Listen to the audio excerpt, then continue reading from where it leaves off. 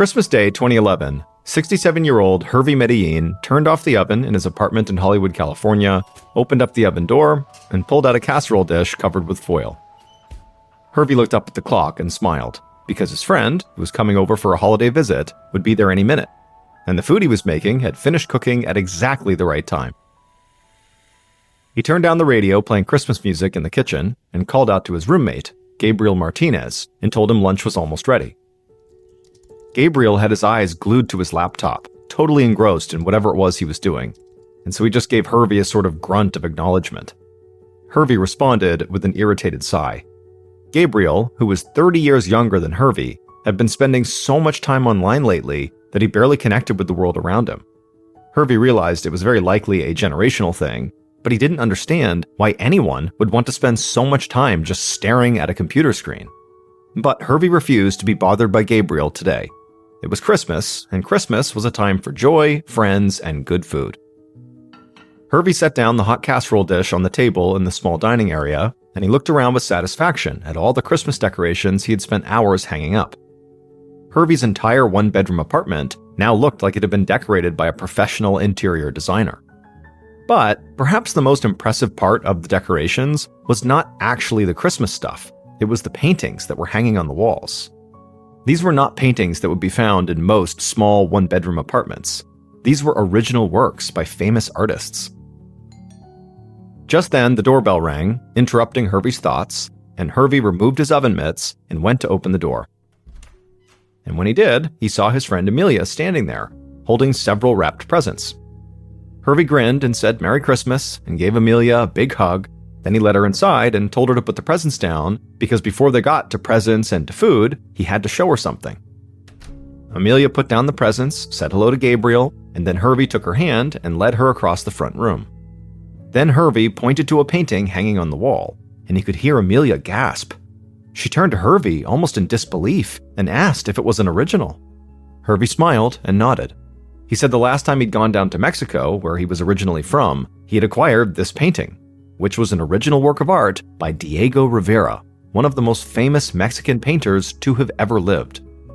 After staring at this painting with his friend for several minutes, Hervey said it was time to go eat.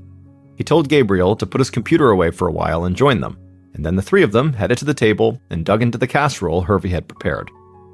While they ate, Hervey told Amelia more about his latest trip to Mexico and also about the travel plans he was making to destinations all over the world. Hervey said sometimes he still couldn't believe this was actually his real life.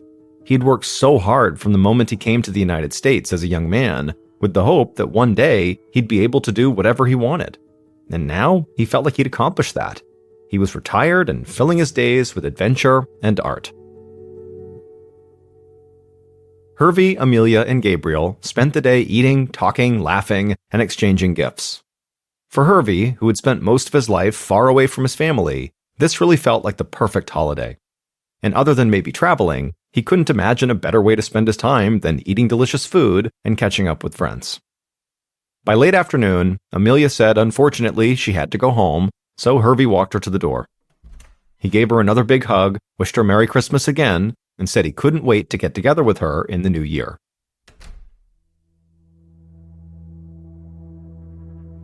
More than 3 weeks later, on the morning of Tuesday, January 17th, a dog walker named Lauren Kornberg left her house with her mother and 9 dogs.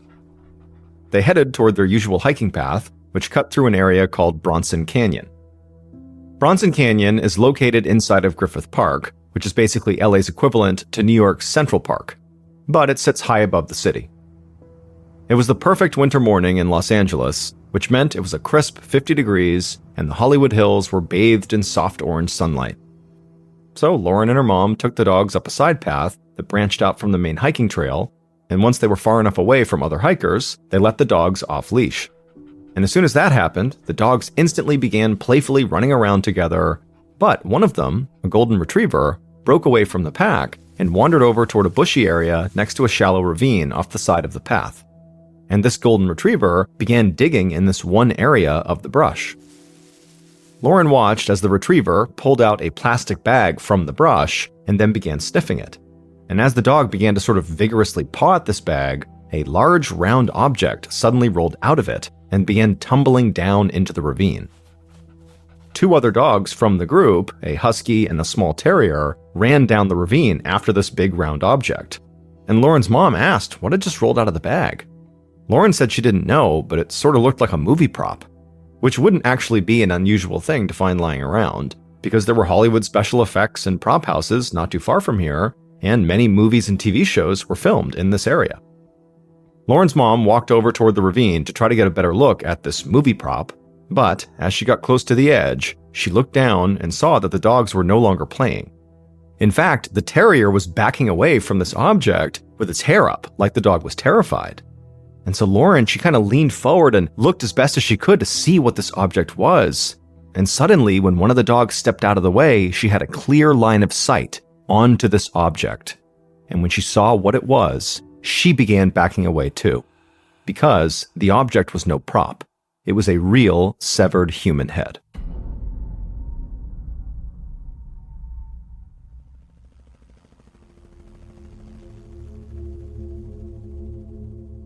About an hour later, helicopters loudly hovered over the canyon and police blocked access to the entire area, as more than a dozen LAPD cruisers, CSI units, and news vans parked along the nearby scenic overlook. Detective Chuck Knowles and his partner, Detective Lisa Sanchez, walked up the trail and met with the uniformed officers who had cordoned off the area with police tape. By this point, crime scene investigators had retrieved the severed head from the ravine and brought it onto the trail. When Detective Sanchez walked over to them and saw the severed head, her stomach churned. She had investigated her fair share of murder cases, but this was the first time she dealt with any kind of dismemberment. As Sanchez began to study the head, one of the uniformed officers walked up to her and told her that the 2 women who actually found the head at first thought it was fake. They thought it was a movie prop. Detective Sanchez could understand why, because there was very little decomposition, and the head was so fresh and pristine that it looked like it had just been removed.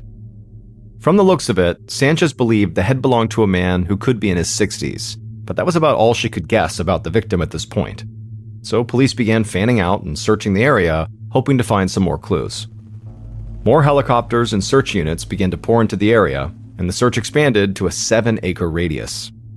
Searchers began entering backyards of the homes in the area, and some of these homes were really expensive houses that belonged to famous movie stars, so the police knew this case was going to draw even more media attention.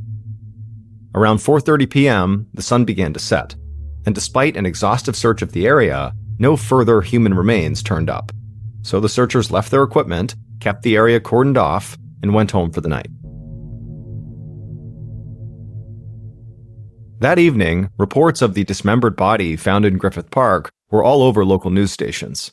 And although violent crime in LA was far from rare, violent crime in this particular neighborhood in Bronson Canyon was almost unheard of. The people who lived in the neighborhood who were willing to talk on camera were shocked that something like this could happen just beyond their backyards. People who had been hiking and walking their dogs in Bronson Canyon for years told reporters they were now afraid to step foot on the hiking paths until the killer or killers were apprehended. The following day, LAPD returned to Bronson Canyon and performed a highly organized grid search, scouring the area where the head had turned up. The police were already feeling pressure from the media, city leaders, and local residents to find the people or person who had committed this horrific crime. But Detectives Knowles and Sanchez knew there was still so much physical area to cover and search, and they still had no idea who the victim even was. So this just didn't seem like a case they could just wrap up in a couple of days. And by late morning, the searchers had still found nothing new when a police truck pulled up and a dog handler stepped out with her cadaver dog, a German Shepherd named Indy Bones, who was famous for being the first 4-legged detective on LA County Coroner's team. After getting out of the car, Indy's handler began leading the dog up a nearby hill, and almost immediately as they began to walk, Indy pulled the handler in the direction of this nearby dirt mound.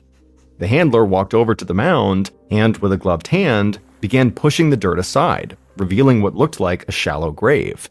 And in this shallow grave was a plastic bag.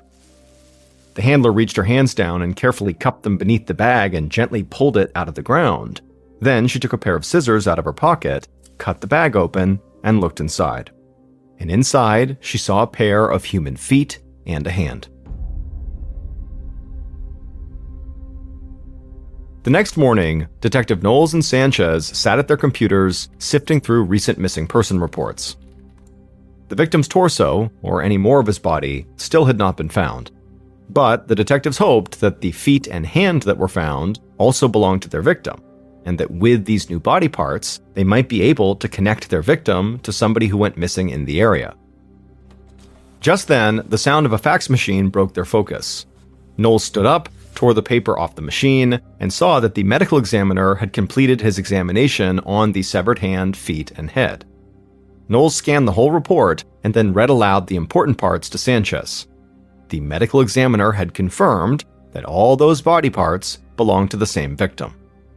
Also, they said that after the victim was dead, his killer carefully cut apart the man's body, right at the joints in a very precise manner, so whoever cut the body up seemed to really know what they were doing.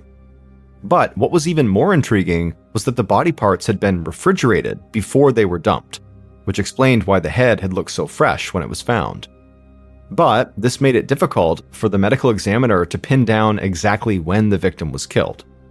However, because the parts were so fresh, the examiner was able to lift very clear fingerprints from the man's fingers. And when he ran those prints through a system, he got a hit. The dismembered man was Hervey Medellin.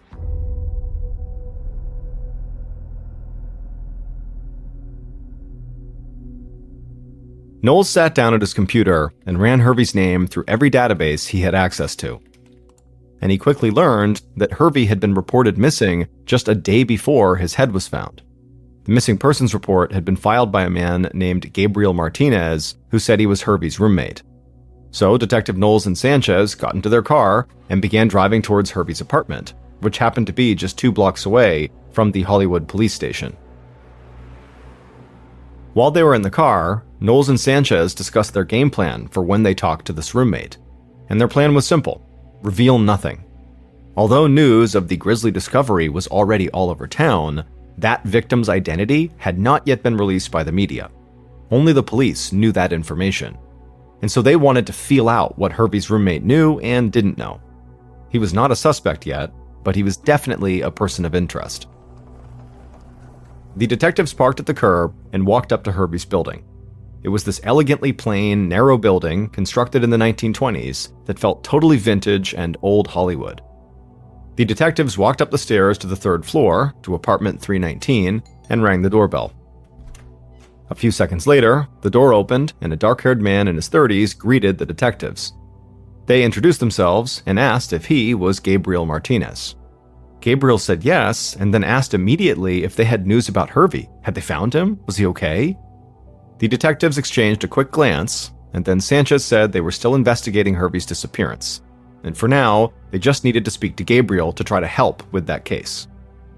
Gabriel suddenly went from being sort of hopeful to looking pretty concerned, but then told them he was glad to tell them anything they wanted, and he asked them to come inside. Once inside, they all sat down at the table in the small dining area. Detective Knowles asked Gabriel when he'd last seen Hervey, and Gabriel said not since shortly after Christmas, on December 27th. That's when Hervey had gone to Mexico. It was where he grew up and where he still had friends and family. Gabriel said that Hervey traveled internationally a lot, and sometimes he would go on these open-ended trips, so Gabriel was not always exactly sure when Hervey was going to come home again. But Hervey had been calling pretty regularly just to check in, and then suddenly the call stopped. So Gabriel started to get really worried and then eventually filed the missing person report. Detective Sanchez asked Gabriel if he had called or texted Hervey after Hervey stopped calling, just to see if maybe he was staying in Mexico longer. Gabriel said he hadn't, but he explained that Hervey had actually left his cell phone behind at the apartment because he didn't get service in Mexico. Now, Gabriel knew there were ways around that, but he said discussing technology with Hervey was usually a losing cause. Hervey just preferred to use a landline and an international calling card whenever he was in Mexico. Sanchez asked if there was a record of these calls from Hervey, and Gabriel said yes, and he grabbed his phone and showed the detectives the calls he'd received from Hervey in January. The detectives saw that these calls were from an international calling card number, which meant they didn't actually know who placed those calls, but it did corroborate what Gabriel had told them. The detectives would talk to Gabriel for a bit longer, but the whole time they stuck to their original plan. They didn't reveal anything about Hervey's murder. Back at the station, Detective Knowles and Sanchez went over what they had so far, and they agreed it was not very much. And what little they did have didn't quite add up. And it really had to do with this trip to Mexico they had just learned about. Did Hervey really go to Mexico and then get murdered and dismembered there? And then his body parts were shipped back to LA and dumped in LA? Or did Hervey come back from Mexico in one piece and then somehow get intercepted before he got home by somebody who then murdered, dismembered, and dumped him? Both these theories just seemed like they were missing something. Like, did Hervey really even go to Mexico? They didn't know. I mean, regardless of what Hervey's roommate Gabriel had told them, the detectives thought it actually made a whole lot more sense that somebody would have killed and dismembered Hervey right there in his own apartment and disposed of him in nearby Griffith Park, which certainly made Gabriel seem very suspicious. The following day, which is now 3 days after Hervey's head had been found, the detectives returned to Hervey's apartment, and this time they showed up with a search warrant, a team of police, and cadaver dogs. Once inside, they let the dogs loose, and the dogs began frantically sniffing around the floorboards, the furniture, and the corners of every room. Meanwhile, Gabriel sat at the table and watched in silence as the investigators practically tore up the tiny one-bedroom apartment. The search team rifled through drawers and closets, they confiscated computers and phones, and they photographed every item inside the apartment. But at the end of the search, they realized they had found absolutely nothing. There was no blood, no hidden torso, no bone saws or other dismemberment tools, and so this apartment just didn't appear to be the place where the murder or dismemberment or both took place. As the search team began to leave the apartment, Detectives Knowles and Sanchez sat down at the table with Gabriel. And Gabriel didn't look angry or raise his voice, but he wanted to know, what had changed since they spoke a day earlier that made the detectives feel like they could come into his and Hervey's home and tear it apart like this. Sanchez whispered something to Knowles, and then she finally broke the news to Gabriel. Those body parts that were found in the canyon that were all over the news belonged to Hervey. Hervey was deceased, and so now Hervey's death was being investigated as a homicide.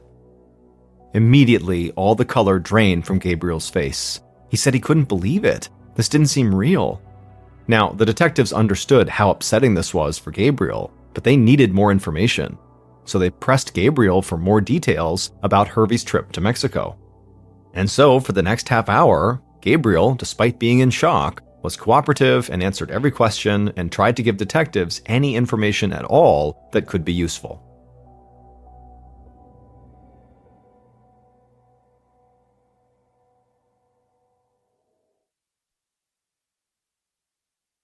Later that day, the two detectives returned to the station and went into an evidence room where everything collected from Hervey's apartment was laid out on a table. One of the evidence technicians in the room told the detectives that he happened to look at the photos taken of the apartment, and some of the victims' artwork hung on the walls was worth a ton of money. The Diego Rivera painting alone was likely worth hundreds of thousands of dollars. Now, this struck the detectives as being really odd. According to the information Gabriel had provided, and based on what the detectives had learned from their databases, Hervey was a retiree, living on a small pension in a small one-bedroom apartment. So how was he also a serious art collector able to acquire paintings that were potentially worth a small fortune? The following day, so now 4 days after Hervey's head was discovered, a call came through to Knowles' desk. The man on the other end introduced himself as a retired LAPD narcotics detective, and this retired detective said he'd been reading the newspaper that morning and happened to see that the dismembered victim from Griffith Park had been identified. And when he saw the name, Hervey Medellin, it immediately rang a bell. He said back in the early 1990s, when he was investigating a Mexican drug cartel, Hervey's name had come up in the investigation. And in fact, he had interviewed Hervey a couple of times. Knowles kept listening, but right away his mind began to race. A connection to Mexican cartels and drug trafficking could maybe explain how Hervey had enough cash to buy those famous paintings. The retired detective explained that Hervey had worked as a ticket taker for Mexicana Airlines. At that time, that airline was believed to have been used for drug smuggling. And Hervey had become a kind of personal concierge for the wives and girlfriends of drug cartel members. When these women would visit LA, Hervey would book their hotel rooms, arrange shopping trips, and give them dining recommendations. Now, none of that was illegal, so the narcotics detective had no reason to pursue Hervey. He ultimately just kind of became a minor character in a much bigger investigation.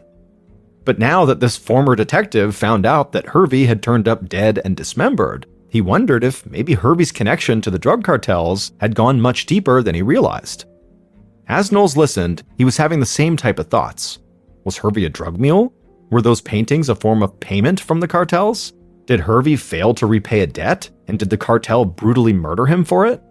After all, some Mexican cartels were known to behead and dismember some of their victims. Knowles thanked the retired detective for reaching out to him. He hung up and passed this new information along to his partner Sanchez. The detectives now realized they could be in over their heads. Poking the hornet's nest with a Mexican drug cartel is the kind of thing that gets people killed, even cops. Over the next week, Knowles and Sanchez started to pursue this new lead, but they quickly discovered that a potential run-in with a violent Mexican drug cartel was actually not the biggest issue they were facing. Instead, the big issue that kept setting them back was just old-fashioned bureaucracy. Getting Mexican law enforcement agencies to cooperate in any investigation was never really easy, but when the investigation involved the cartels, it seemed almost impossible. Mexican authorities weren't eager to anger the cartels or possibly jeopardize their own investigations into the drug trade just to assist LA cops on a homicide case. And when Knowles and Sanchez turned to federal law enforcement agencies in the United States, they ran into similar problems. The DEA and the FBI were running multiple investigations involving the cartels, and they could not put those at risk just because Hervey had been interviewed by a narcotics cop over 20 years ago. But the FBI did at least tell Knowles and Sanchez that they would dig into Hervey's financial records to see if he had a clear connection to the cartels before he was killed.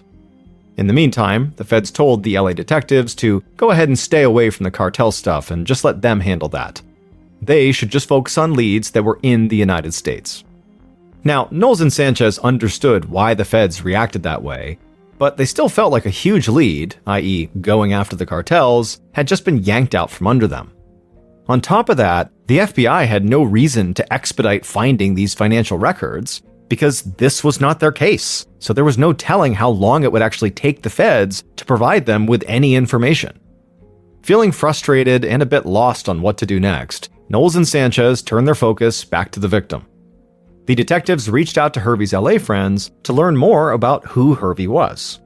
And the picture that began to emerge of Hervey was of a warm, friendly guy who had moved to LA from Mexico as a young man, who had worked hard and was now enjoying his retirement and living the American dream that he had always believed in. Now, Knowles and Sanchez didn't think any of this information really helped their case, and none of it seemed to make Hervey look like a guy who had deep ties to the drug trafficking world. The detectives would still need to hear back from the FBI, but if Hervey had been working with a cartel, he'd managed to keep it pretty secret. So the detectives just kept pushing forward, talking to everyone they could who knew Hervey. And finally, just when they felt like they were running out of people to interview, the detectives did learn something very interesting. Hervey's roommate, Gabriel, was not just his roommate. Gabriel was Hervey's boyfriend.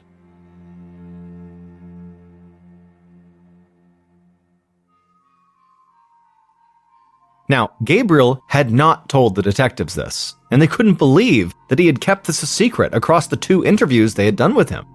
Having an intimate relationship with the victim immediately put Gabriel at the top of the suspect list, and the fact that he had lied about the relationship made him look even more suspicious. So, Knowles and Sanchez called Gabriel into the station for another interview. But when they confronted him, instead of him getting defensive or trying to deny it, Gabriel readily admitted that he and Hervey were indeed in a relationship. He told the detectives he was just a very private person and felt uncomfortable sharing those kinds of details.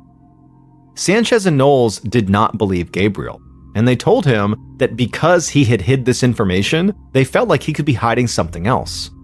But Gabriel insisted he wasn't hiding anything. and then without any further prompting, he opened up about his and Hervey's relationship.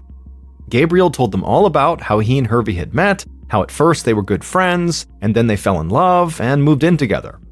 And after several minutes of this, when the detectives were finally able to steer the conversation back to the weeks leading up to the murder, Gabriel's story about Hervey's trip to Mexico and the phone calls he got didn't change at all.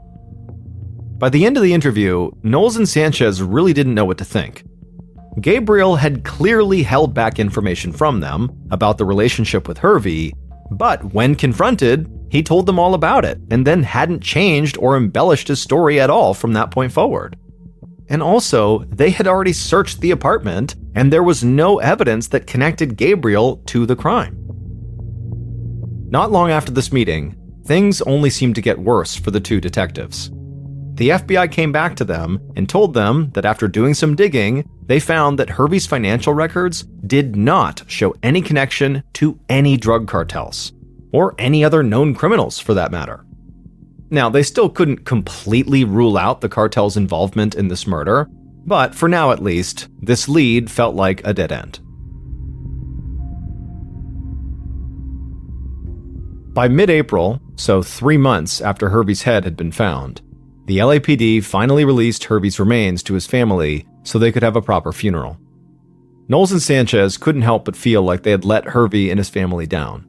They were no closer to finding the killer or killers than they had been on day one of the investigation. And in the weeks following the funeral, Knowles and Sanchez started to get assigned new cases that required immediate action. Hervey's murder was slowly becoming a cold case. Until one day in June, so now 5 months after Hervey's head had been found, Detective Knowles' phone rang, and he had one of the most bizarre conversations he'd had in all his time working in homicide. The caller introduced himself as an investigator with the Royal Canadian Mounted Police. For a second, Knowles thought somebody might be prank calling him, because it was not every day an LA detective gets a call from a Canadian Mountie. But the Mountie quickly told Knowles that he'd been made aware of the case from back in January with the severed head and limbs. And the Mountie said they had actually just had a very similar case up in Quebec. A video had been uploaded to the internet that showed this naked man tied to a bed and another individual, dressed all in black, repeatedly stabbing him with an ice pick. And then once the man was dead, the killer dismembered the body before sexually abusing the body and cannibalizing some parts of it. And as if that wasn't brutal enough, the killer then sent other parts of the body to members of Canadian Parliament and several different elementary schools. Detective Knowles just sat there on the phone in silence. I mean, this was a totally brutal and horrible story, but he couldn't see any real connection to Hervey's murder, aside from both victims having been dismembered. But the Mountie continued and said they had actually already arrested this internet killer.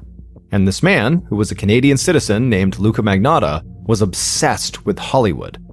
He had recently lived in Los Angeles, not far from where Hervey lived, where he acted in porn movies and worked as a male escort before going back to Canada. But the big thing, the real reason the Mountie had called Knowles in the first place, was that while Luca was living in Los Angeles, he kept a blog in which he wrote about his exploits. And one of the things he wrote about was the dismembered body found in Bronson Canyon, Hervey's body. After the call with the Mountie, Knowles quickly met with Sanchez, and the detectives decided the first thing they needed to do was figure out exactly when Luca had been in the United States to see if maybe he could have actually crossed paths with Hervey in late December or January, the time they believed Hervey was killed. They reached out to the agencies in the US and Canada that maintain customs data, and they were able to find out when Luca actually crossed the border into the US and when he went back into Canada. Then they dug into Hervey's customs data to try to nail down the exact time he traveled to Mexico and if and when he came back to the States, in order to see if he and Luca had been in LA at the same time. But while they were looking into this, they discovered something that totally shocked them and made them rethink everything about this investigation. They came to realize that the reason the case had stalled out was because they had been operating under a false assumption the whole time. And after making this huge discovery, Knowles and Sanchez believed they had finally cracked the case.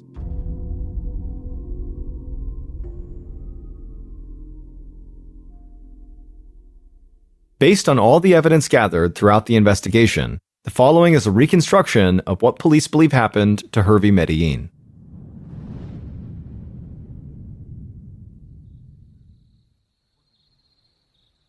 At around 3 a.m. on December 27, 2011, the killer crept through Hervey's apartment to the bedroom.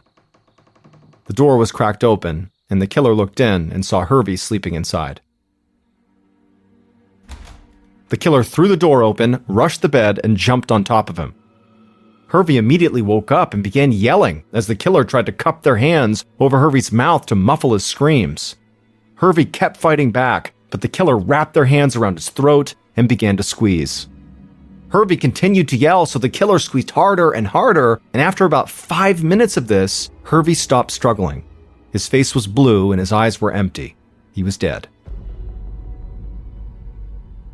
The killer remained in Hervey's apartment, and a bit later that morning, they opened up Gabriel's computer and did a search. They pulled up an article titled "Butchering the Human Carcass for Consumption." This article provided detailed instructions on how to dismember a human body for the purpose of cooking and consuming it. Once the killer felt like they had a clear understanding of what to do, they went back to Hervey's bedroom and used a saw they had recently purchased to separate Hervey's head and limbs from his body. The killer then refrigerated those body parts for 3 weeks, but for reasons no one fully understands, the killer never actually consumed any of it. There was no cannibalism, despite clearly there being some level of interest based on that search that was done on Gabriel's computer on the night of the murder.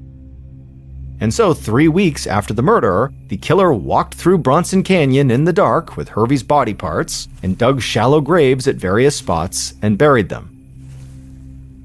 And soon after that, with Hervey now officially out of the picture, the killer was able to transfer all the money from Hervey's personal bank account into the joint bank account they had opened after they had moved in together.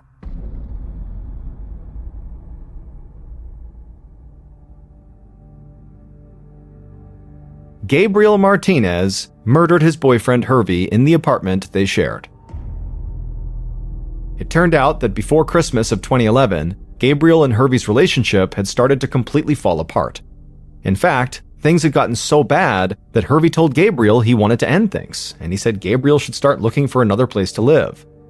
Gabriel knew he would not be able to afford a Los Angeles apartment or lead the life he'd grown accustomed to on his own because he didn't have a steady income.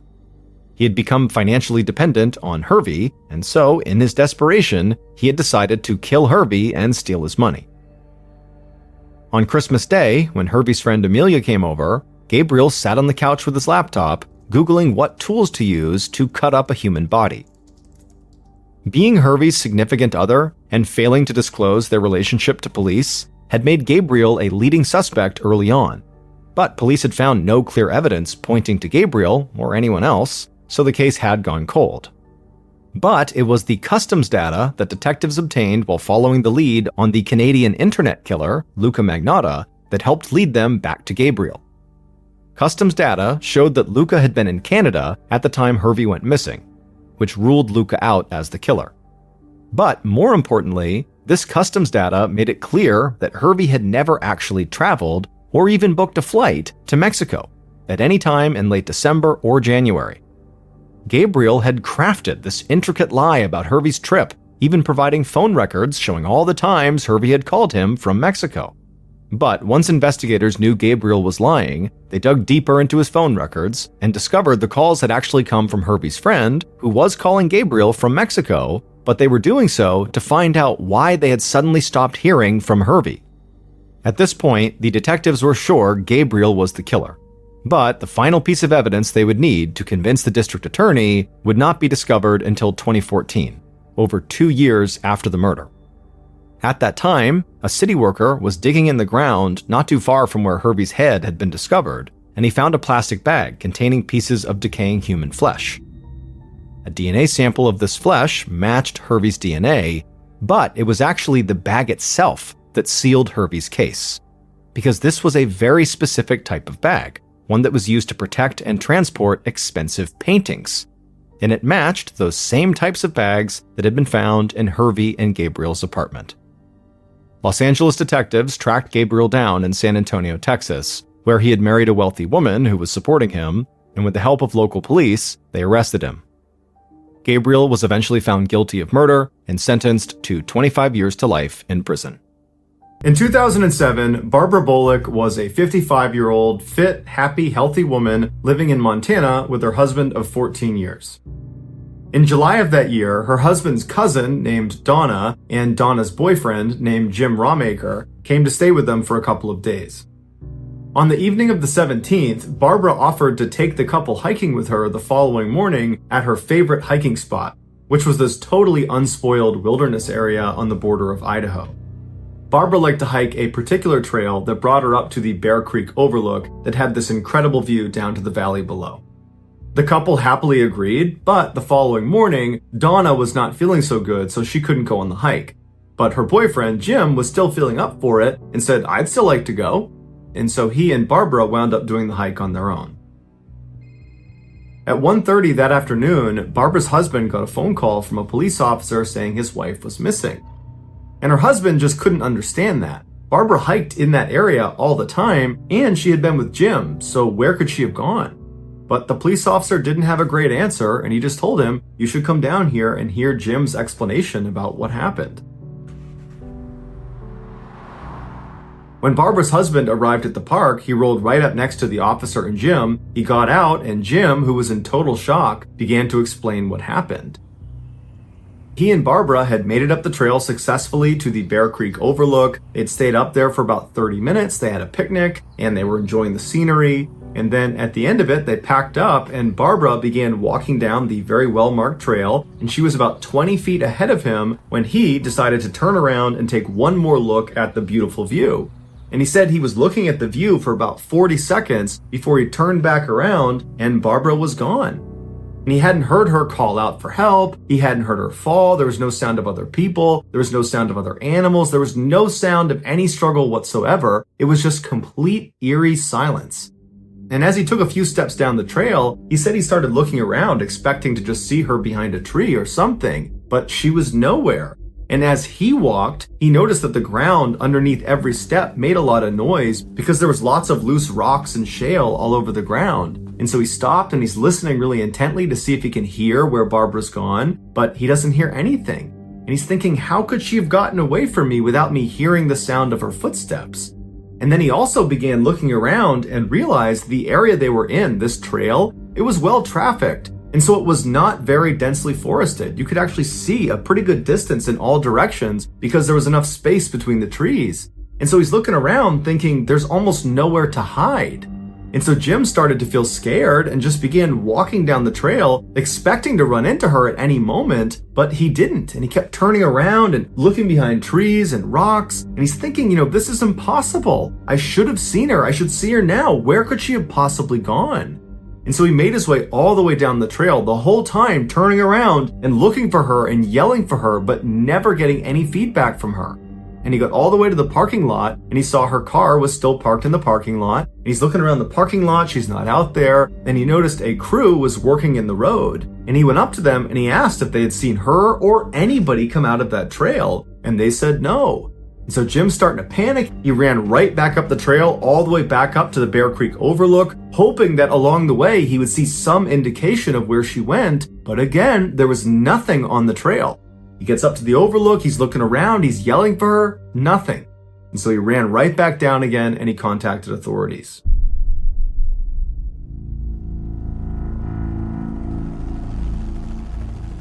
Over the next 48 hours, a huge search was launched all around this area for Barbara. It included helicopters and huge search teams and highly trained sniffing dogs, but nothing was found. There was no signs of foul play. There was no signs of an animal attack or some sort of abduction. There was nothing. Not even her scent was found. Despite the fact that the dog's handlers knew exactly where her last position was, but none of the dogs picked it up, which is highly unusual. It really was like she had vanished into thin air. At first, Jim was obviously a suspect because he was the last person to see Barbara alive, but he never changed his story despite how far-fetched it seemed, and he was very cooperative and was very quick to offer to take a polygraph test, and so the police ruled him out as a suspect. And shortly after the search started, they shut it down because there was no sign of this woman anywhere. And so unfortunately, her family had to face the awful reality of getting zero closure. She was just gone and nobody knew what happened. And unfortunately, to this day, we still don't know what happened because no trace of Barbara has ever been found.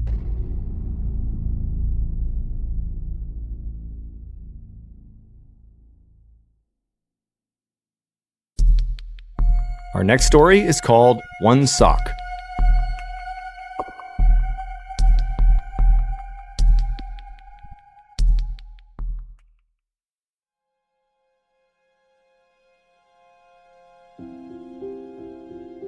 In late August of 2004, Kevin Bardsley and his 12-year-old son Garrett went on a father-son Boy Scout camping trip in the Uinta Mountains in northern Utah.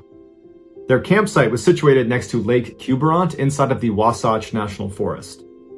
The lake was actually pretty remote and difficult to access because it was almost completely surrounded by huge mountains. The only side you could get to the lake on was its western side, but the western trail leading to it was very cumbersome because you had to bypass 7 different lakes.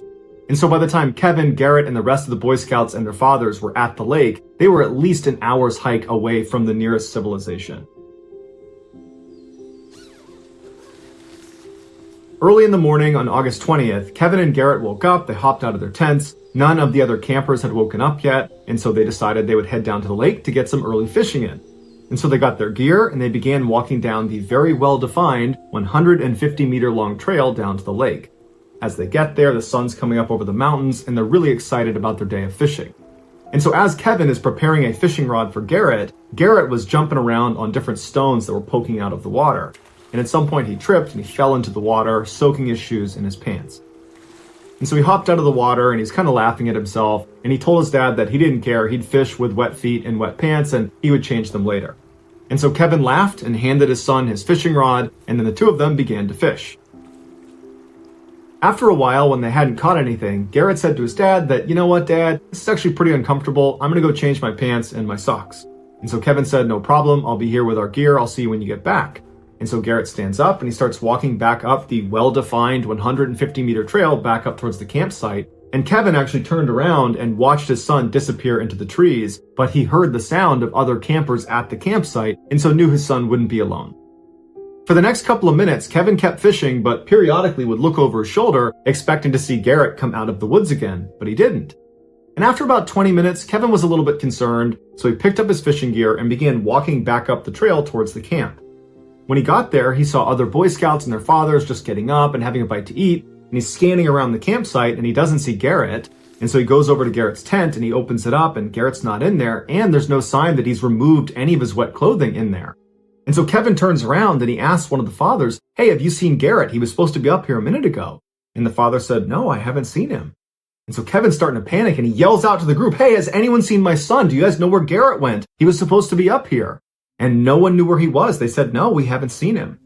And so horrified, Kevin drops all of his gear and starts running back towards the lake, screaming for his son. And the other campers instinctively know what's going on, and so they chase after him, yelling for Garrett.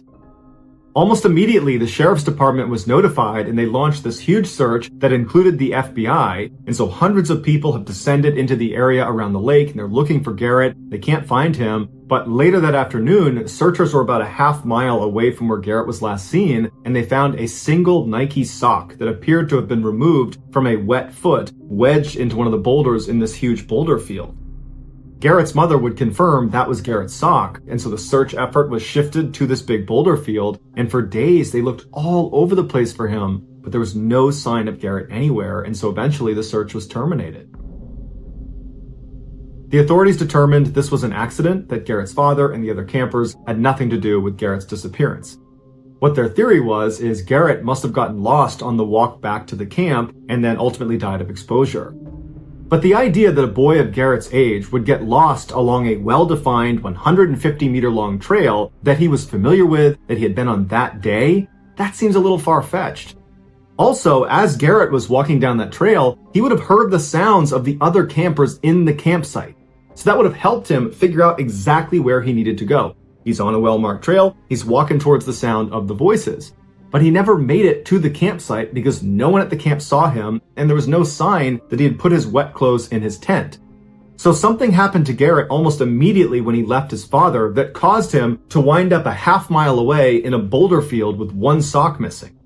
It screams abduction case. But remember, this campsite was over an hour's hike away from the nearest civilization, and they know this group of Boy Scouts and their fathers were the only ones in the area that day. It is possible that an animal could have taken Garrett, like a mountain lion, but there would have been signs of a struggle, and they didn't find any on the trail or anywhere nearby, and you would figure if he was getting dragged off by a big predator, he would have yelled out for help, but he didn't. He just left his dad, it was total silence, and then he vanished. And all we have is his one sock.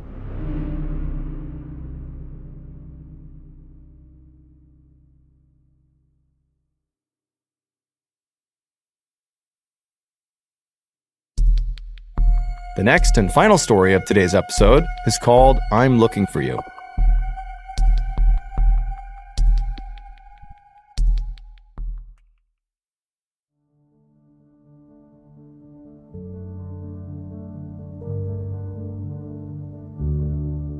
At 5 a.m. on September 30th, 2008, a 61-year-old man named Xian Tiexiong finished getting dressed inside of the bedroom that he shared with his wife in the city of Beijing, China.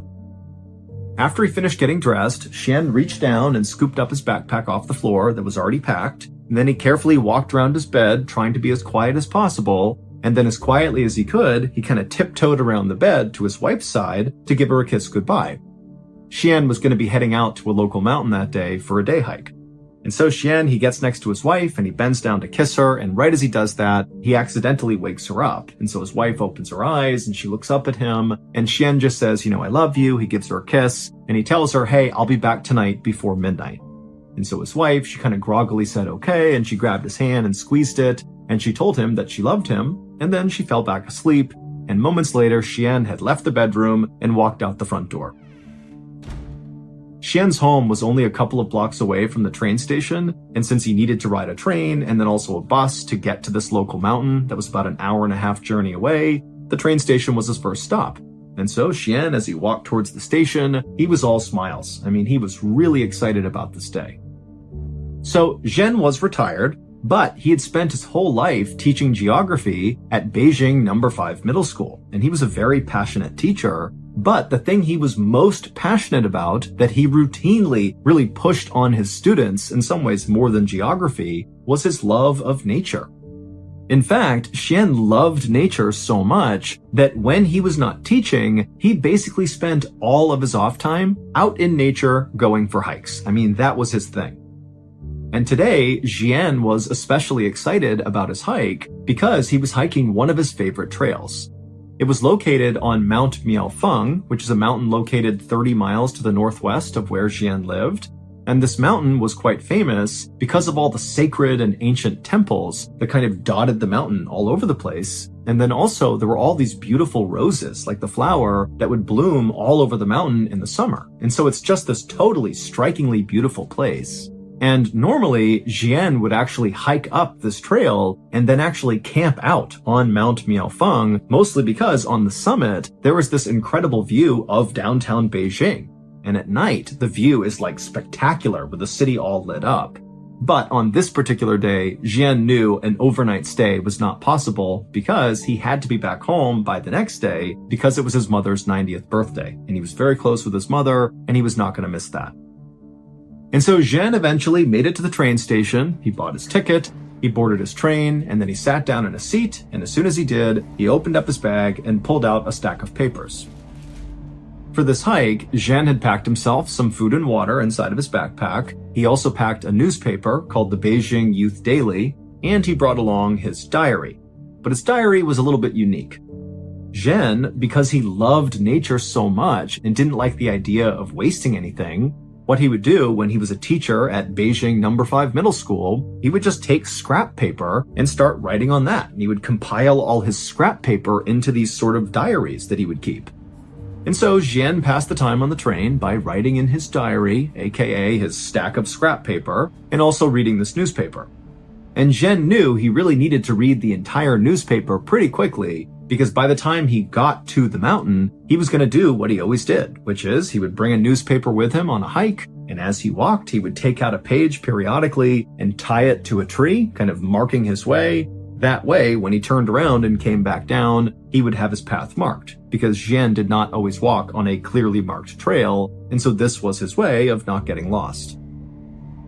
And so Jian would ride the train car, and then he would get off and he would board a bus, and then finally, right around 7 a.m., that bus would come to a stop in the tiny village of Changfang, which is located right at the base of Mount Miaofeng.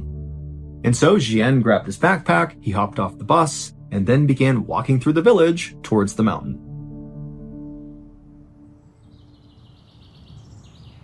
And then by about 7:20 a.m., so not long after Jian had left the bus, he was almost up to Mount Miaofeng when he pulled out his cell phone and he called his cousin. It was a brief conversation, and all Jian really wanted to do was just to make sure his cousin was going to be around the next day for Jian's mother's birthday. And the cousin said he would, and so Jian told him, okay, I'm going hiking today, and I will see you tomorrow. And then he hung up.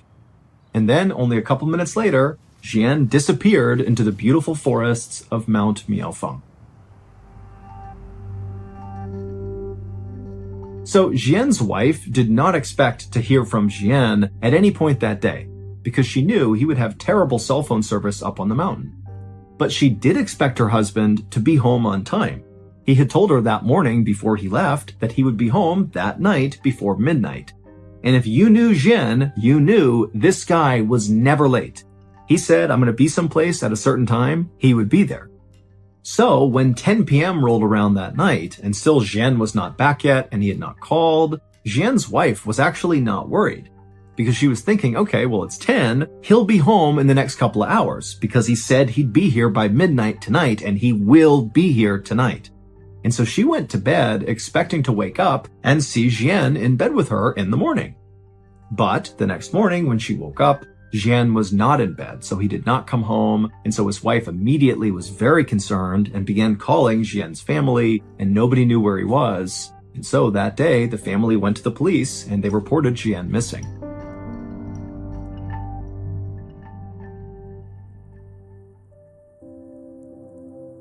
The local police immediately organized a search for Jian. However, they knew this was going to be a very challenging search.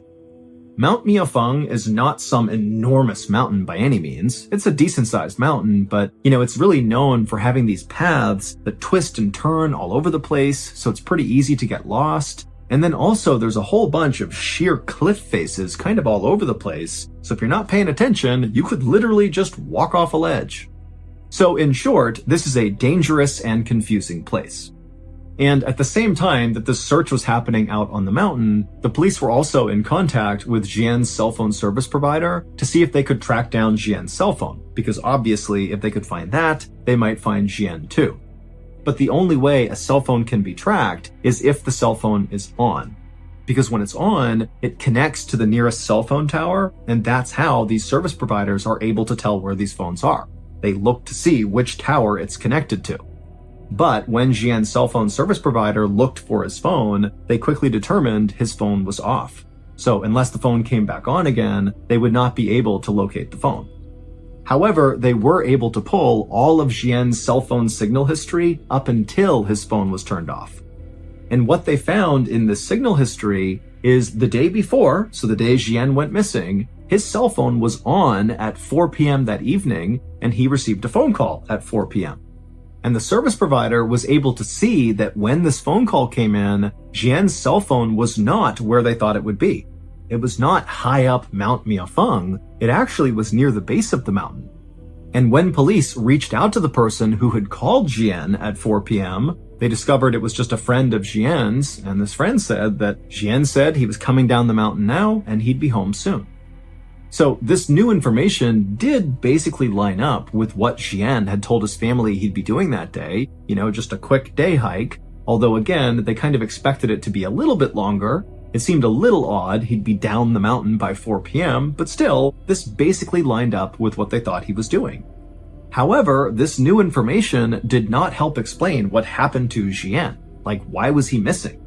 The expectation was he must have gotten lost or hurt or something up on this mountain. Maybe he's stranded somewhere and can't go anywhere. But now, based on this phone call, it sounded an awful lot like Jian was not even on the mountain when he disappeared. So where was he? Police had already checked all the bus stations and train stations in the area, to see if maybe Jian took a different way home or something. But when they went to all these different stations, there was no evidence that Jian had been to any of them. And there was another problem. Members of Jian's family told the police about Jian's habit of tying newspapers to trees to mark his trail as he hiked. And the family told the police that Jian did this every single time he hiked. And his wife told the police that for sure she knew her husband had brought along a copy of that newspaper. So by all expectations, there should be markers up on that mountain, literally leading searchers to wherever Jian went. But after an entire day of searching Mount Miaofeng, they didn't find a single newspaper anywhere.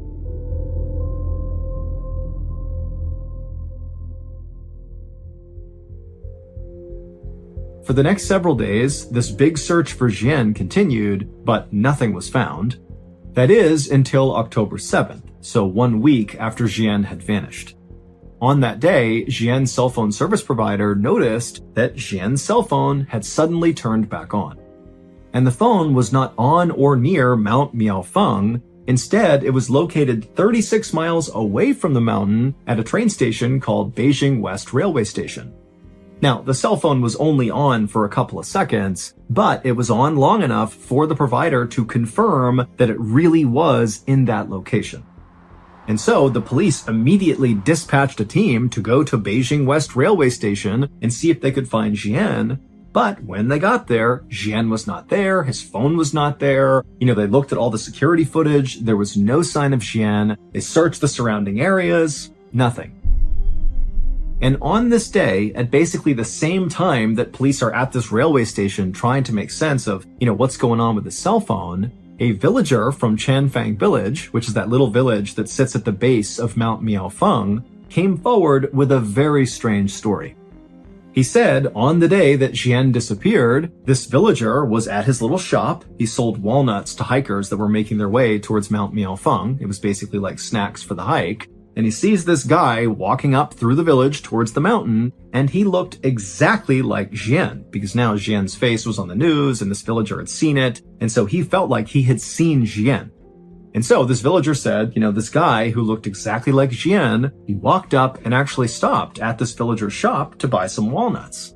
And this villager and this man who looked like Jian, they just chatted for a few minutes, and at some point, this guy who looked like Jian, asked the villager, hey, these are great, but where else can I buy walnuts? I want to buy other types of walnuts and bring them back to my family. And so this villager was like, oh yeah, well, the best walnuts in all of Beijing are actually located about 30 miles away at the base of another mountain. It's called Tietua Mountain, and there are vendors over there who sell the best walnuts. So that's your answer right over there. And then after the villager said this guy who looked just like Jian, it's like everything changed for him. It's like his expression changed, his tone changed. It's like he's been given this information that's changed his life, about these walnuts. And he says to the villager, okay, I'm going to go there right now.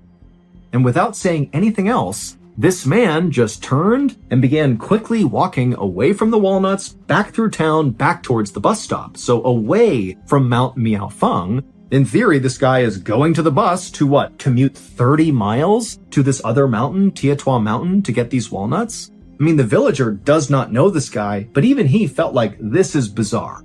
This guy comes up, he's buying snacks to go hike Mount Miaofeng, he seems really excited about it, and I offhandedly mention these walnuts, and he's like, boom, I'm out of here, I'm gonna go 30 miles to this other mountain to get these walnuts. It just seemed weird. And then when police spoke to Jian's family about this new information, they would learn that Jian did not have a special interest in walnuts, and neither did his family. And even if there was a reason why Jian just really wanted these walnuts, he would not have had time in that day to take the bus 30 miles to Tietua Mountain, get these walnuts, go 30 miles back, and hike up Mount Miaofeng, because he can't stay the night. He needs to come back tonight in order to go to his mother's birthday party the next day. So it just made no sense. But this walnut thing was basically the only lead police really had because everything else was a dead end, and so they decided to shift their search area from Mount Miaofeng to Tietua Mountain. And pretty much right away, they saw something that gave them hope that Jian could be here. They found pages from the Beijing Youth Daily newspaper tied to trees on the mountain. And when they looked more closely at the newspapers, they found the publication date of this newspaper lined up with the copy that Jian would have had with him on the day he vanished. And so, of course, the searchers just began following this trail of newspapers, hoping Jian would be at the other end.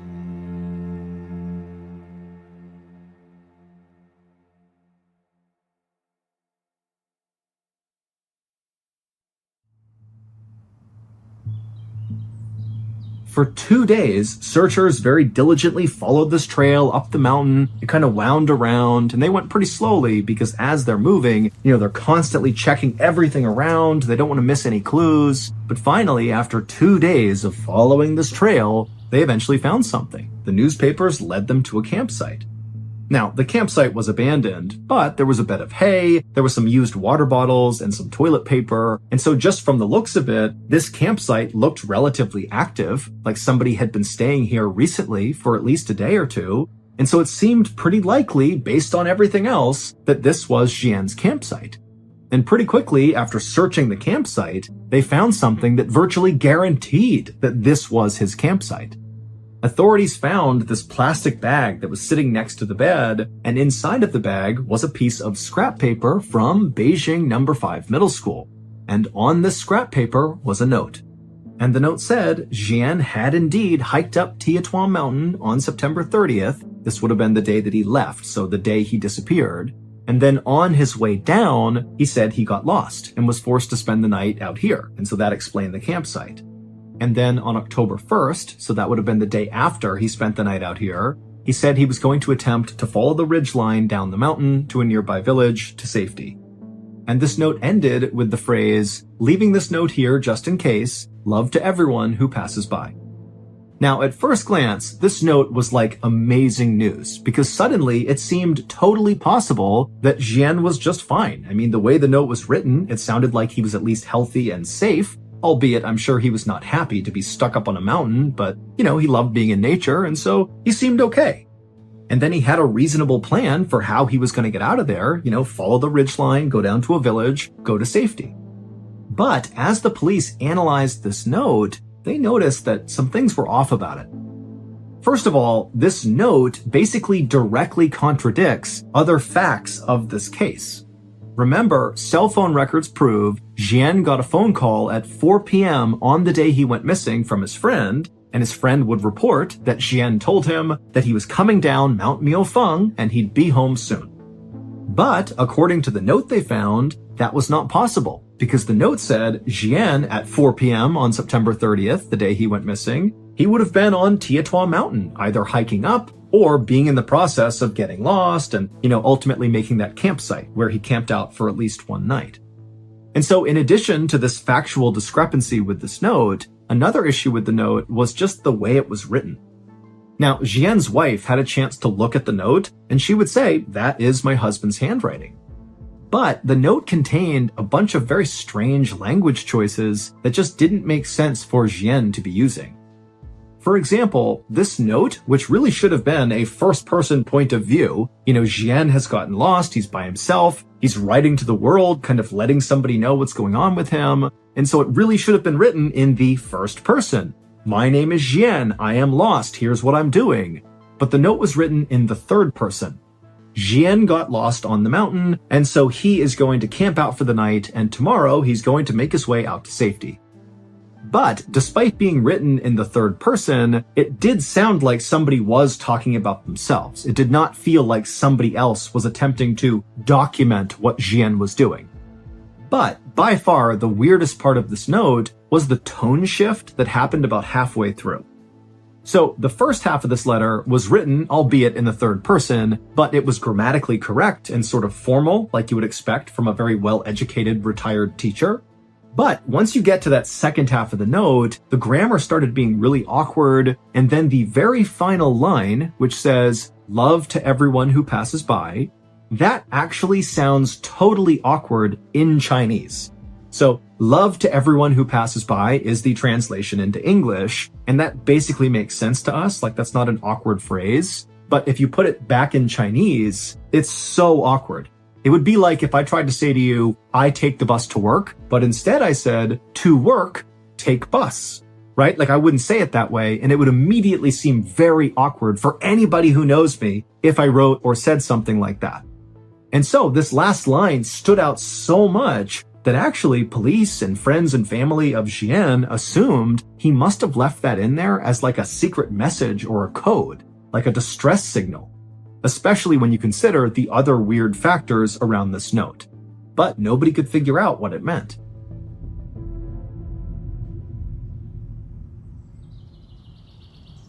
The day after this note was discovered, a searcher was up in the vicinity of Xian's campsite on Tiatua Mountain, and they were walking around, kind of retracing their footsteps, looking for new places to search, when they turned a corner, and up ahead they noticed there was this tree kind of hanging out over this rocky cliff. And dangling from the tree was something gray that looked sort of out of place. And so the searcher, sensing this could be a clue of Xian's whereabouts, he yelled out for other searchers in the area that he had found something, and then he took off running towards this thing to see what it was. And when he got up to the tree, he looked up and he saw it was a pair of sweatpants that had clearly been intentionally tied to this branch in the tree. And so the searcher, he reached up and grabbed one of the pant legs and kind of tugged on it. And when he did, all these white things began falling out of the pants and landing on the ground. And when the searcher stopped and looked down to see what they were, he couldn't believe it.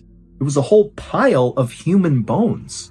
However, they were not Xian's.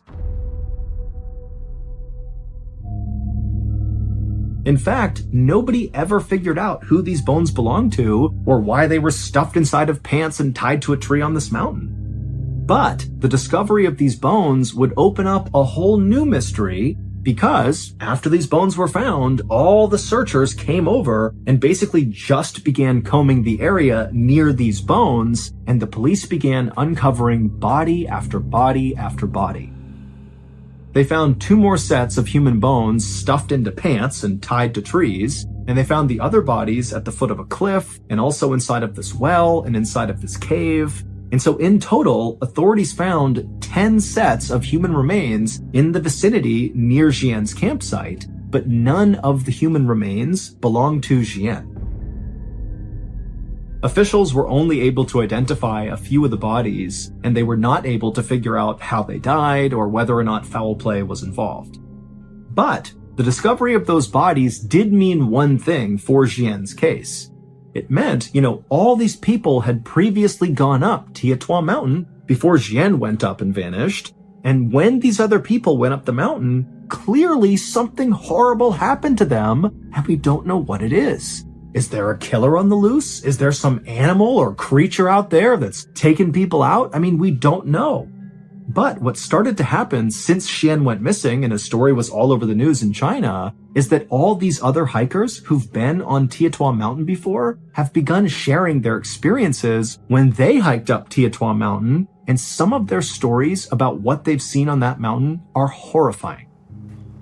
One person said they were walking up the mountain, they had their partner with them who was a little bit farther back the trail, and so they're kind of walking up on their own, and the first person, as they're walking up the trail, suddenly sees this guy just kind of come out of nowhere wielding an axe, and he walks up to this person, and all he says is, "Are you alone?" And the hiker's like, "No, my partner's back there, they're coming up here, what's going on?" But the axe man, he basically acted like he didn't even hear their answer, and he just asked it again, "Are you alone?" And the hiker was like, "No, my partner's back there." And the Axeman again just said, "Are you alone? Are you alone? Are you alone?"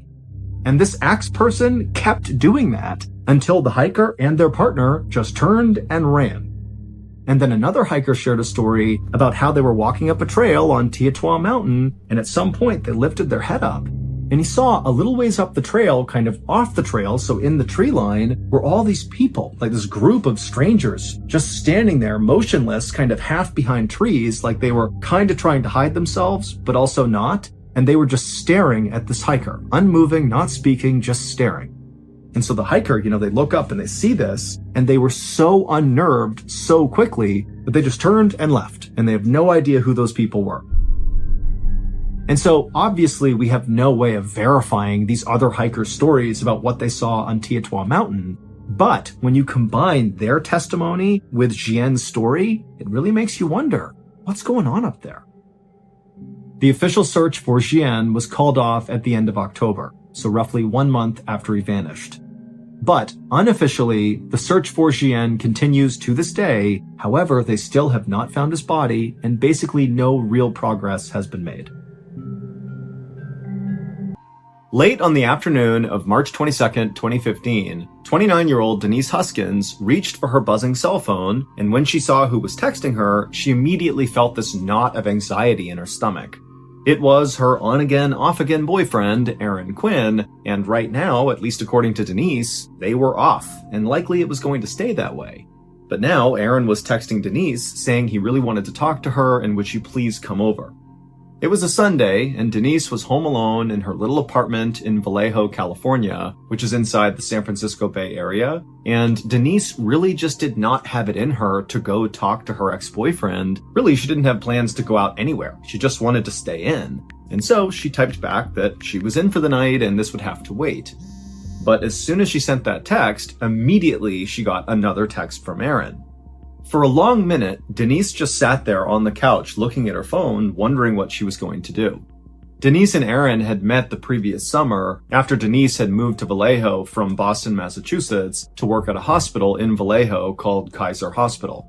Denise had her PhD in physical therapy, and Kaiser Hospital had a great physical therapy program, especially for people with brain and spinal cord injuries, and Kaiser Hospital was also where Aaron worked. She and Aaron had been immediately attracted to each other. Aaron was tall and fit with dark hair and piercing eyes, and he loved to cook. And Denise, she was blonde and blue-eyed and very outdoorsy and driven. And so pretty much right away, Aaron and Denise would get into these intense conversations where they each would kind of dive into the other person's life. I mean, they were really connecting on a deep level. But even though they both clearly got along great and they were really connecting, their relationship got off to kind of a rocky start.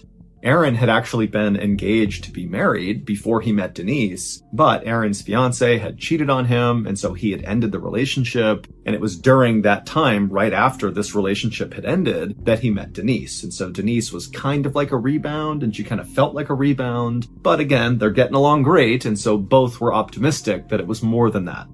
And so Aaron and Denise had officially begun dating in the fall of 2014, but 7 months later, so in March of 2015, when Denise was getting these text messages from Aaron, at least in Denise's mind, their relationship really was done. Because Denise had caught Aaron texting his ex-fiance, basically begging her to get back together with him. And so Denise felt really hurt. She understood that that was a really intense relationship. And of course, Aaron would still have feelings for his ex to some degree, but she felt really betrayed. And so she told Aaron that that was it. But it was really painful for Denise because she did love Aaron, even though she knew, this relationship likely wasn't going to work. And now here Aaron was blowing up her cell phone with text messages to meet up and talk, and he just wasn't taking no for an answer. And so Denise finally typed out this long message back to Aaron, basically saying, look, I don't feel comfortable coming to your house. It's the house that you shared with your ex. I don't want to go there. We can talk another time. I think for right now, what you need to focus on, Aaron, is kind of like recording me. Take me out on dates and show me that you really want to be with me, because right now there's no trust. And Aaron, to his credit, wrote back to Denise and basically said, yes, I'm definitely willing to do that. I want to put in the work to win you back. I care about you, Denise. But he said, I really have something important to tell you, and I just don't feel comfortable talking about it anywhere else besides at my house. So please, can you just come over tonight? It's really important that I see you.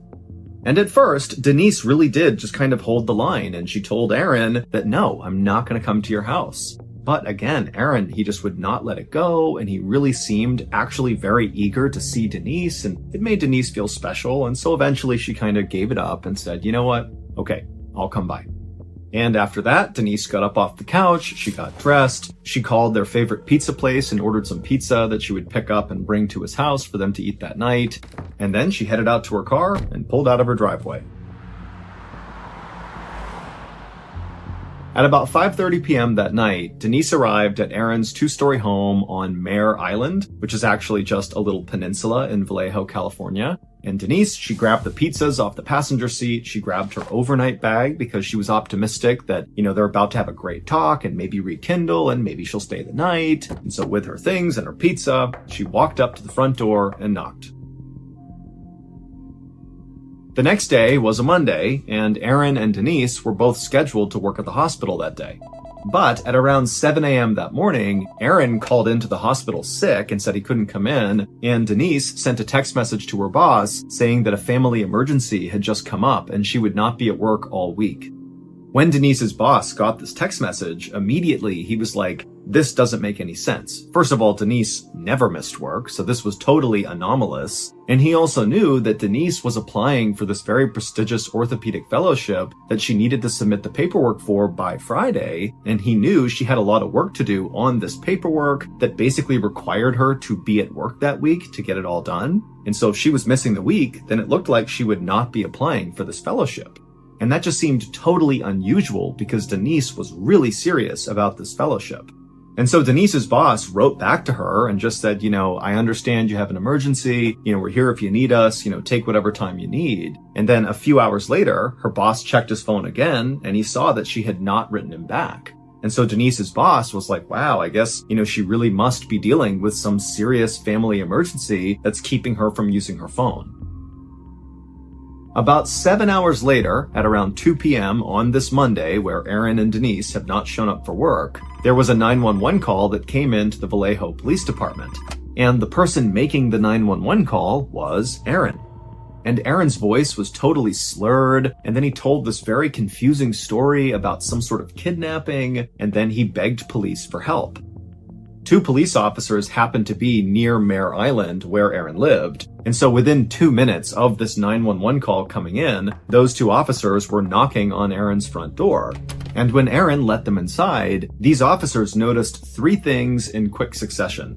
The first was Aaron was obviously drunk or high. He was under the influence of some substance, he just did not seem right. 2, there were at least a dozen empty beer bottles lining a back wall in the kitchen. And 3, the entire house reeked of cleaning chemicals. One of the officers immediately turned to Aaron and said, "Are you on drugs?" And Aaron would say, "Yes, I am on drugs, but these drugs were given to me by the kidnappers." The officers immediately exchanged confused glances, looked back at Aaron, and then just said, "Okay, well, we're going to take a look around."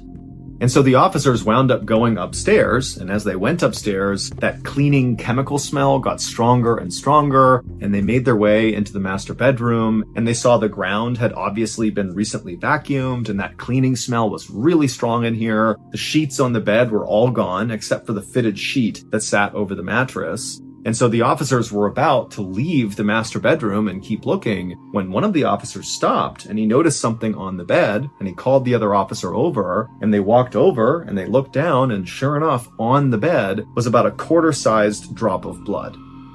The police officers left the master bedroom and they went back downstairs where Aaron was and they walked up to him and said, "Okay, tell us again what happened with these kidnappers and what's going on here." And Aaron would launch into a totally bizarre story.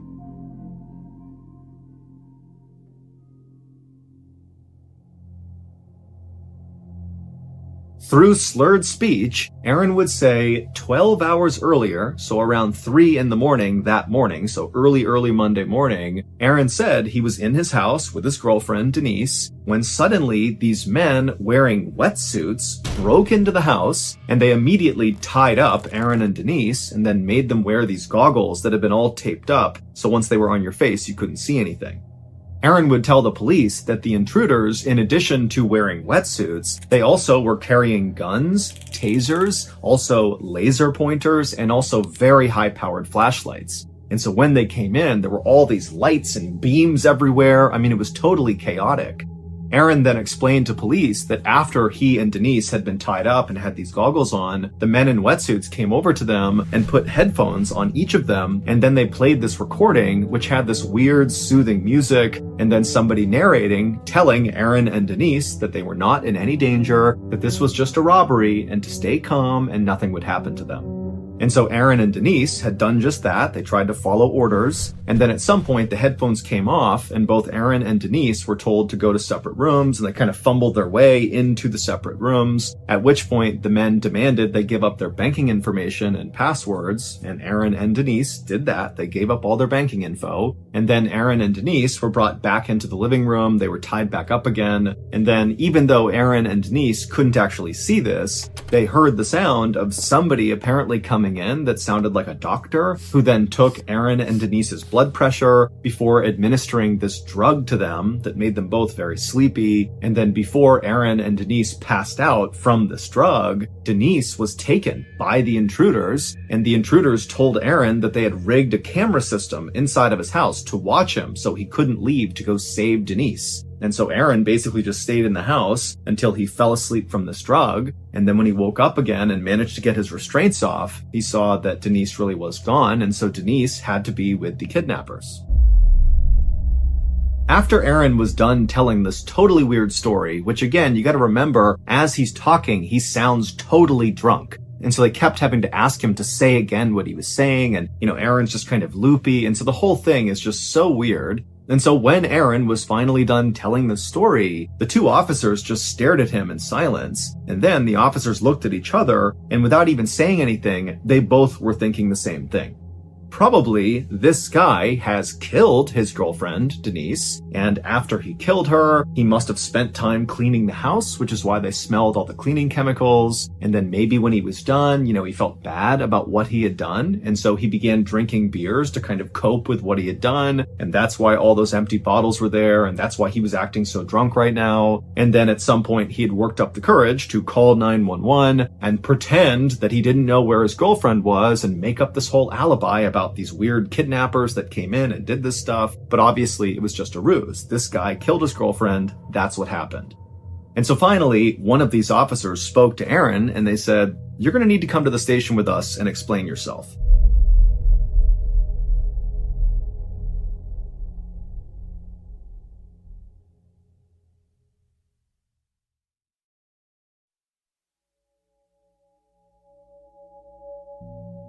It didn't take long for the police in Vallejo to launch this massive search all over Mare Island to look for Denise. And at this point, they were kind of looking for a body because based on what was going on in Aaron's house and the story he told, it did seem like very likely she had been murdered and disposed of somewhere.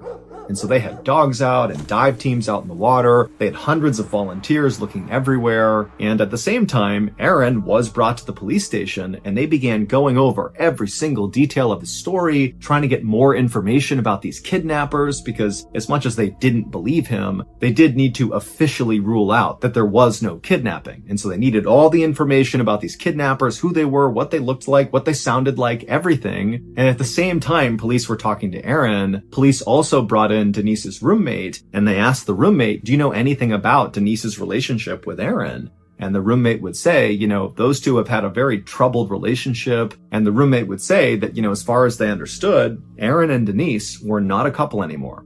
And so police would actually go over to Aaron in the police station and they would say, "Hey, we have people saying that you and Denise, who you called your girlfriend, you guys were not dating. You had broken up, explain yourself."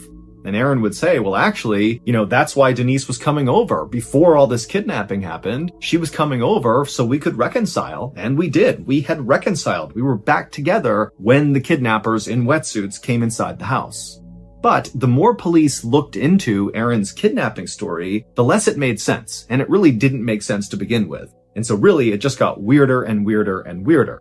Like, for one, Aaron said that he and Denise had been kind of forced to give up their banking information and their passwords, and they did that. They gave that up to the kidnappers. But when police looked into Aaron and Denise's banking records, there was no money withdrawn. The only activity on either of those accounts was on Aaron's account. 2 hours before Aaron called 911, he called his credit card holder and attempted to get them to give him a large cash advance so he could buy a boat. When police asked Aaron about the strong cleaning chemicals smell in his house, Aaron absolutely denied doing anything to clean his house. He didn't know how that happened. Also, Aaron would tell police that these kidnappers had actually wanted a ransom to be paid to them.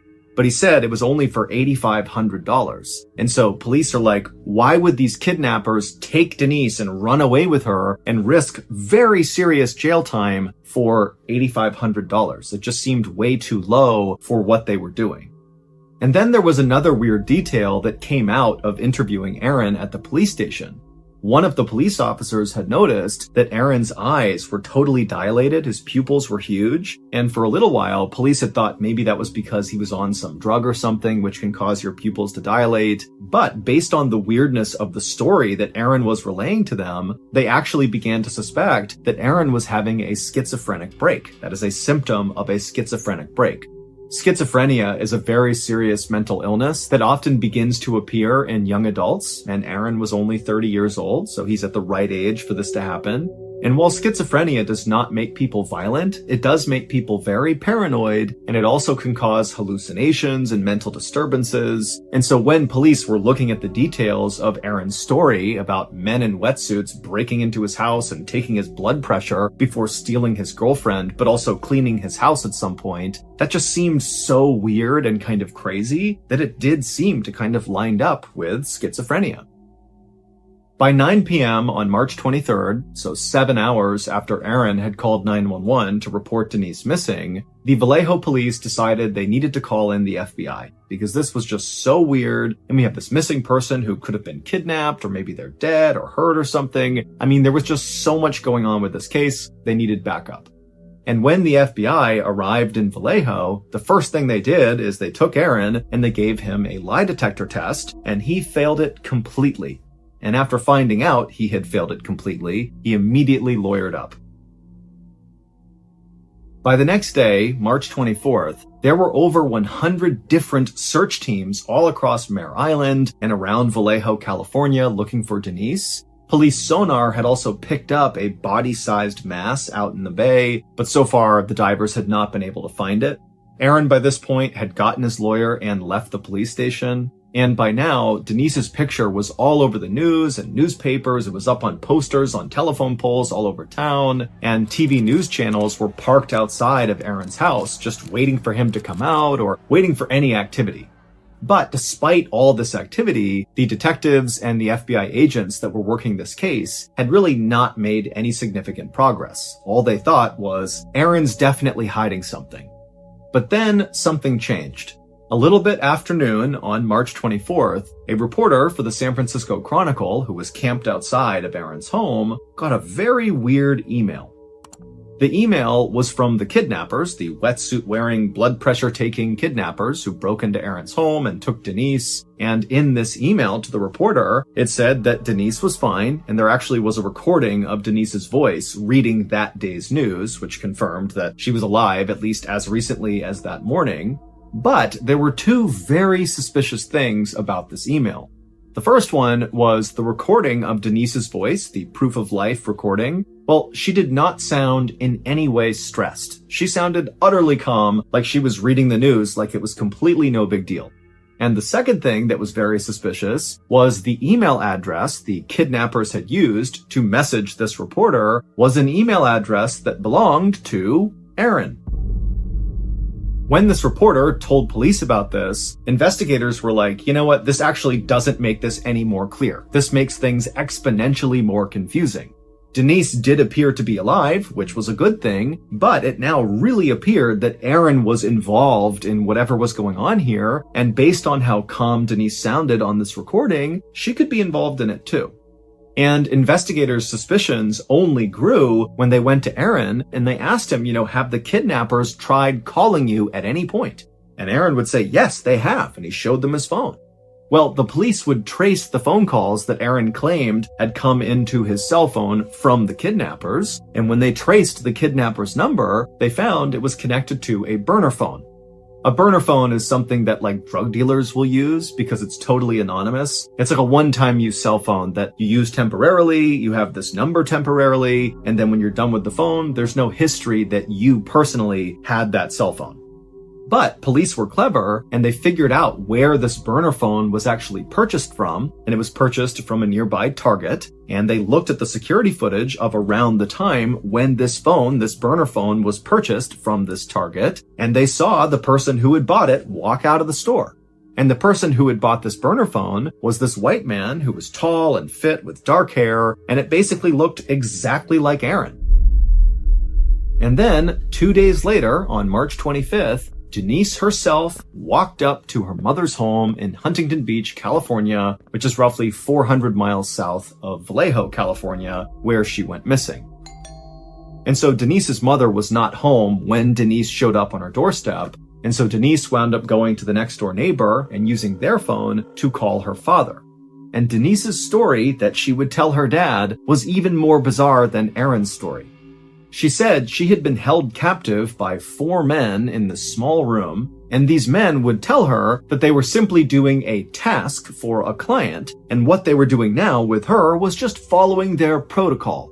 Denise would tell police that she was well taken care of while she was in captivity. They let her eat food, they gave her water, they even let her shower and brush her teeth. Denise initially was very open to speaking to Vallejo police detectives about what happened to her, but when they said the FBI really wanted to talk to her and they would literally send a jet to her in Huntington Beach and fly her back to Vallejo, she refused. And then, like Aaron, she immediately lawyered up and stopped talking.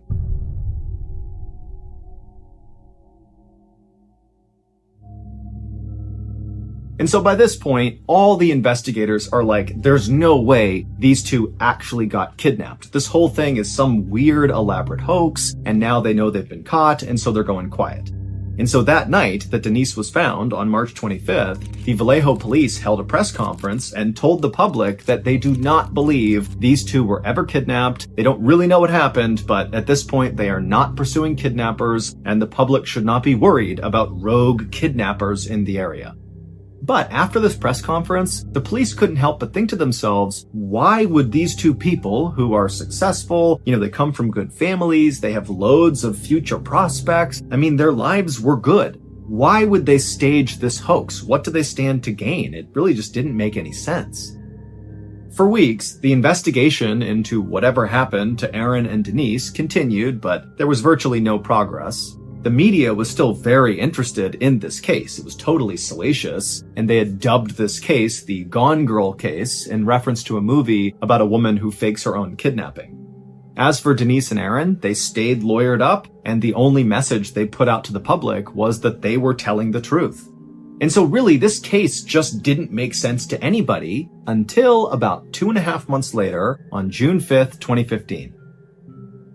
Early that morning, a police officer in a town called Dublin, which is just south of Vallejo, California, found a piece of evidence that basically broke the Gone Girl case wide open. The evidence this police officer found was a cell phone. Not a burner phone that's totally anonymous, but a real cell phone that is registered with a phone company and therefore is registered with an individual person. And police were able to trace this cell phone back to its owner. And this discovery would lead investigators 200 miles to the northeast of Vallejo to this small remote cabin in South Lake Tahoe, California. And at this cabin, police would find a stolen car, a white Mustang. And the white Mustang actually belonged to someone who lived in Vallejo. And so, with their guns drawn and their dogs at the ready to be released, the police and the FBI, they opened up the door to this cabin, and inside was a tall, fit, and slender white man with dark hair. The cabin was a total mess, with discarded food and trash and piles of clothes everywhere, but none of that really stood out to the police. Instead, what stood out to them as they're yelling at this guy to stay where he is all around the cabin, all over the ground, kind of on top of all the trash and mess, were things like laser pointers, and high-powered flashlights, and zip ties, and goggles, like swim goggles, with tape all across the front of them blocking out your view. The police had finally found one of the kidnappers. And while this kidnapper looked exactly like Aaron, he was a tall, fit, slender white man with dark hair, it wasn't Aaron. In fact, neither Aaron nor Denise had ever met this person, and this person, this kidnapper, had never met Denise or Aaron. There was absolutely no connection between them. This kidnapper's name was Matthew Muller, and he was a 38-year-old Harvard-trained lawyer and former Marine who had totally just crashed and burned out of his law practice and then took up this life of committing all these totally bizarre crimes. It would turn out the totally weird stories that Aaron and Denise had told police about what had happened to them was all true. The only thing they got wrong was there wasn't multiple people breaking into the house in wetsuits. It was only ever one person. It was Matthew Muller, the guy behind all this. And maybe just kind of in their panic and not knowing what's going on, Aaron and Denise had kind of thought, oh, there's multiple people here. But there wasn't. It was just Matthew. Also, it would turn out Aaron and Denise were not the first people that Matthew had done this to.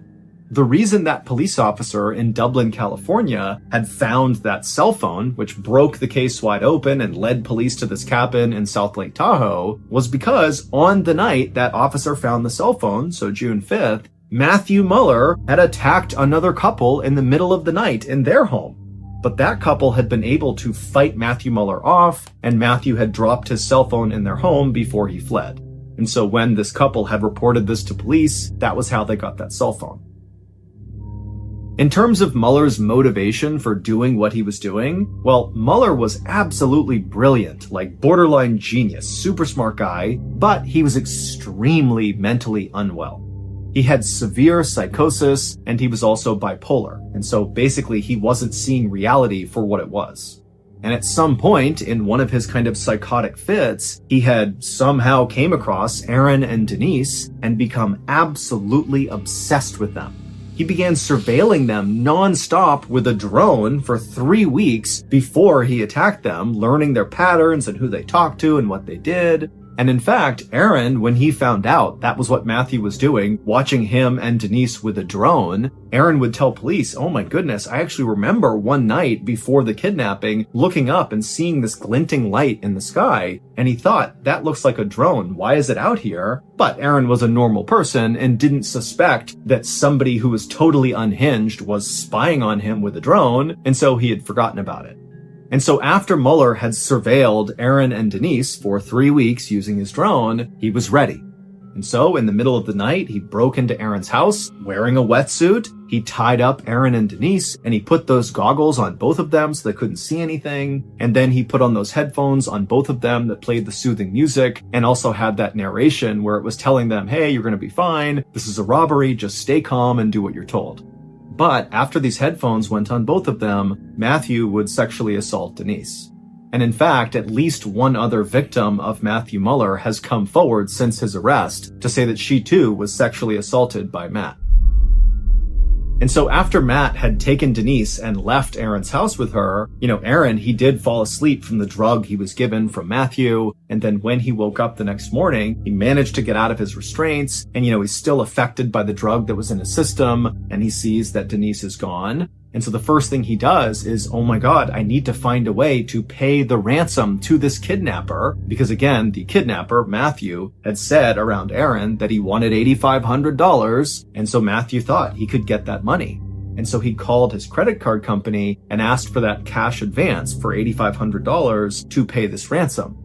But when they asked Aaron why he needed this money, he didn't want to give up that it was for a ransom because he didn't want the kidnapper to know that he had talked to authorities. He was worried about Denise. And so kind of in a panic, Aaron just told the credit card company that he was buying a boat, but really it was for the ransom. Also, Aaron was the one who called in to Kaiser Hospital for both him and Denise, saying they were missing work. He did this because Matthew at some point had instructed Aaron that he would have to do that or something would happen to Denise. And so again, he's just kind of following the instructions, hoping that he can get Denise back.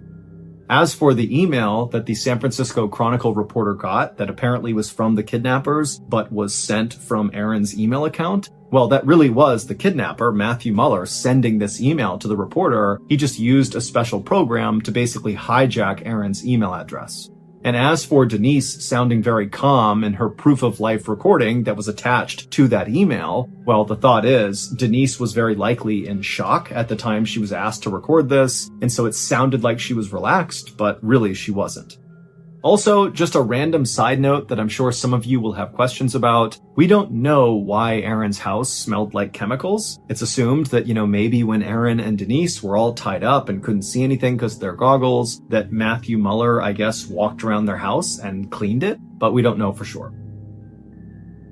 Matthew Muller is currently serving a 40-year sentence in prison for federal crimes, and just recently he was sentenced to an additional 31 years in prison for state crimes that were in connection to the kidnappings of Aaron and Denise. Aaron and Denise would go on to sue the city of Vallejo, California for basically mistreating them. They had been telling the truth the whole time, but nobody took them seriously, and they would win $2.5 million. Aaron and Denise would go on to get married, they would have a baby, and they would write a book together about their experience, which is called Victim F: From Crime Victims to Suspects to Survivors.